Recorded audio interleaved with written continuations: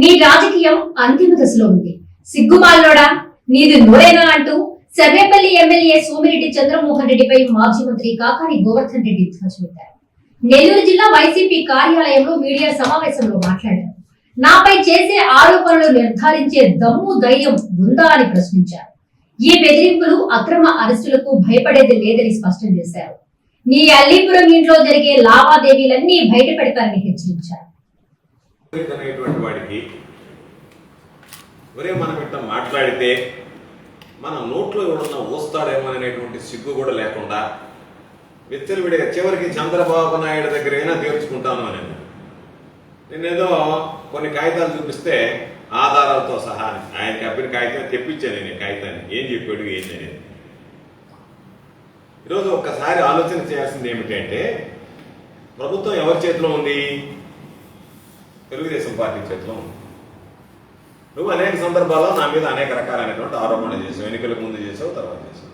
నీకు ధైర్యం ఉంటే, నేను అనేక సందర్భాల్లో చెప్పినట్టుగా నీకు దమ్ముంటే నువ్వు విచారణ చేయించి దానిలో ఇదిగో ఈయన పాత్ర ఇది అని చెప్పి నిర్ధారించేటువంటి దమ్ము ధైర్యం నీకుందా అని చెప్పి పదే పదే అడుగుతున్నాం.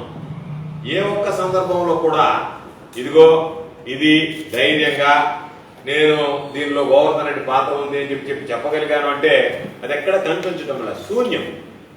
ఈరోజు నువ్వు చూపించినటువంటి ఆధారం ఇది. సిగ్గుండాలి ఈ ఆధారాన్ని గురించి మాట్లాడడానికి. నీకు అసలు సిగ్గు అనేది నీకు లేదనుకో, సిగ్గు శరం లేనటువంటి జన్మని ఇది. నీ ఆధారం ఇది. దీనిలో ఏముంది? పాపం నువ్వేదో గొడవ చేస్తే సెప్టెంబర్ 20వ తేదీ ఆ డీడీ పోతా కాగితం ఇచ్చిపోయాడు. ఈ కాగితం ఏం రాశాడు తెలుసా? నీకేమో ఇంగ్లీష్ ఏమో మాట్లాడితే ఇంగ్లీష్ మాట్లాడుతుంటే ఇంగ్లీష్ చదవడానికి చేతగానే ఏదో అయిపోతుంది. దీంట్లో ఏముంది? అయ్యా, జయప్రకాష్ పవర్ వెంచర్స్ కి ప్రతిమా ఇన్ఫ్రాస్ట్రక్చర్ లిమిటెడ్ కి మేము పర్మిషన్ ఇచ్చాము.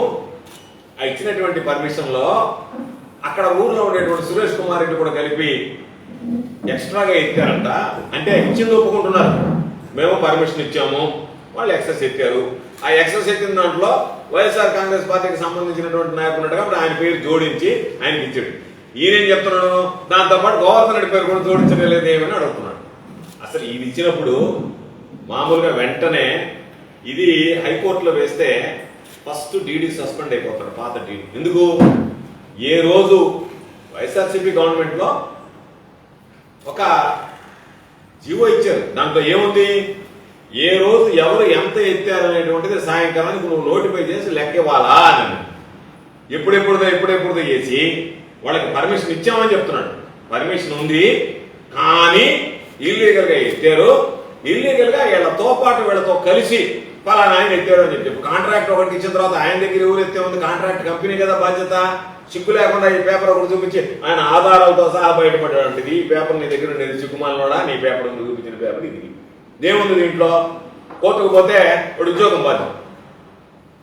ఎవరైతే డీడీ నోటీస్ ఇచ్చాడో బాధ్యత లేకుండా అతను ఉద్యోగం పోవడం తప్ప ఎవరన్నా ఉపయోగం ఉండేటువంటి పని ఉందా? ఇట్లాంటి పాడు పనులు గలీజు పనులు చేయడం నీకు అలవాటు అయిపోయి నీ బ్రతుకే, నీ మనిషికి సోమిరెడ్డి బ్రతుకెట్లాంటిది, సోమిరెడ్డి మనిషి ఎట్లాంటి వాడు అనేటువంటిది. సోమిరెడ్డి ఒక మనిషి, సోమిరెడ్డి ఒక బ్రతుక. ఇట్లాంటి కాగితాలు ఎత్తుకొని తిరిగి బుద్ధి అయినా ఉండాలి, బుద్ధి జ్ఞానం లేనటువంటి వాడివి. నేను చెప్తున్నా, నీ బాధ ఏంది? ఈ కాగితం ఆ కాగితం చూపించి గోవర్ధన్ రెడ్డి మీద కేసులు పెడతానంటే నీ అమ్మ కొట్టుడు ఉంది కదా, దాన్ని మేము వదిలేస్తాం అనుకుంటున్నాం. నేను నిన్ను విడిచిపెట్టను, విడిచిపెట్టే పనే లేదు. నువ్వేమన్నా అనుకుంటున్నావా దొంగ కేసులని? దొంగ కేసులకి, అరెస్టులకి, జైలుకి భయపడను. అయితే నువ్వేదన్నా వీటిలో మాట్లాడుతున్నాం కదా అని ఇరికించడానికి ప్రయత్నం చేస్తే రేపు ప్రభుత్వం మారిన తర్వాత నువ్వు మంచం మీద పడినా కూడా నేను వదిలిపెట్టను కదా, లాక్కొచ్చి జైలు వేస్తారు కదా. నువ్వు మంచం మీద ఎత్తుకొని వస్తారు, నేను గుర్తుపెట్టుకున్నాను. నువ్వు అనుకుంటున్నావేమో. నీ ఉద్దేశం ఏంది? సాధారణంగా నువ్వు చాలా చెప్పావు. అన్ని లావాదేవీలన్నీ సాయంకాలానికి అల్లీపురం ఇంట్లో జరుగుతున్నాయి. ఆ ఇంట్లో ఇంకా కాస్త ఆ ఇంటికి పేరు పెట్టాలంటే ఆ ఇంటికి సంబంధించి పూర్తిగా వివరాలు సేకరించాలని చెప్పావు. ఎందుకంటే కుటుంబ సభ్యుల మనోభావాలు దెబ్బతింటాయి కాబట్టి గబక్కన నీకేముంది సిగ్గుమాలోడు, నువ్వేం పెద్ద పట్టించుకునేటువంటి వాడు కాదు.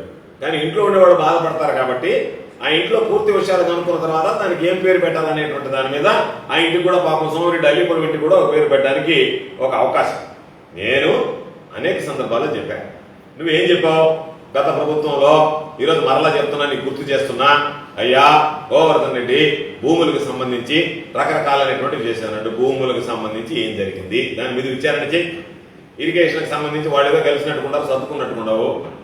తర్వాత నువ్వు చెప్పేటువంటి దాంట్లో ఎక్కడైనా ఒక స్పష్టత ఉందా? ఒక్కటైనా నువ్వు నిరూపించగలిగావా? అక్కడైతే చెప్పావు ఎస్ఎన్జే డిస్టిలరీస్ లో గోవర్ధన్ రెడ్డికి వాటా పోతుందని. గవర్నమెంట్ వచ్చిందంటే పాప వాడు పిలిచి అడిగారంట, వాడు చెప్పుతో కొట్టారు, నేను మేము ఊరికి లేదు నీకు ఇచ్చేది లేదని చెప్పి అమ్మ మూతి మూసుకొని గమ్ముకుంటావు. కాబట్టి మేము నిన్ను అడిగేది ఏంది, నువ్వు ఎక్కడైనా ఒక పాత్ర ఇదిగో ఈయన పాత్ర ఇది అని రుజువు చేయి, ఏమి ఇబ్బంది లేదు, ప్రభుత్వం నీ చేతిలో ఉంది. మెగా బంపర్ ఆఫర్ కవిత బజాజ్ ఎలక్ట్రానిక్స్ లో ఆఫర్లు. విజయదశమిని పురస్కరించుకుని కవిత బజాజ్ ఎలక్ట్రానిక్స్ వారి మెగా బంపర్ ఆఫర్స్. మా దగ్గర ఏసీలు, వాషింగ్ మిషన్లు, టీవీలు, ఫ్రిడ్జ్లు, ఫ్యాన్లు, గ్రైండర్లు, మిక్సీలు, రైస్ కుక్కర్లు వంటి ఎలక్ట్రానిక్ పరికరములు మా దగ్గర కొనుగోలు చేసిన కంపెనీ వస్తువులపై 10% డిస్కౌంట్ మరియు కంపెనీ గ్యారంటీతో ఇవ్వబడును. మా షాప్ నందు కస్టమర్ల సౌకర్యార్థం రుణ సౌకర్యాన్ని అందుబాటులోకి తేవడం జరిగింది. ప్రజలందరూ ఈ రుణ సౌకర్యాన్ని సద్వినియోగం చేసుకోవలసిందిగా ప్రార్థిస్తున్నాం. ప్రస్తుతం మా షాప్ నందు 5,000 రూపాయల కొనుగోలుపై ప్రతి కొనుగోలుకు ఒక కూపన్ ఇవ్వడం జరుగుతుంది. కవిత బజాజ్ ఎలక్ట్రానిక్ షాప్ లో మొత్తం కూపన్లను డ్రా తీయడం జరుగుతుంది. మొదటి బహుమతి 43 ఇంచెస్ టీవీ, రెండవ బహుమతి 32 ఇంచెస్ టీవీ, మూడవ బహుమతి 24 ఇంచెస్ టీవీలు ఉచితంగా ఇవ్వబడును. ఈ బహుమతులు అక్టోబర్ 13వ తేదీ నాడు మా షాప్ వద్దనే బహుమతిదారులకు అందజేయడం జరుగుతుంది.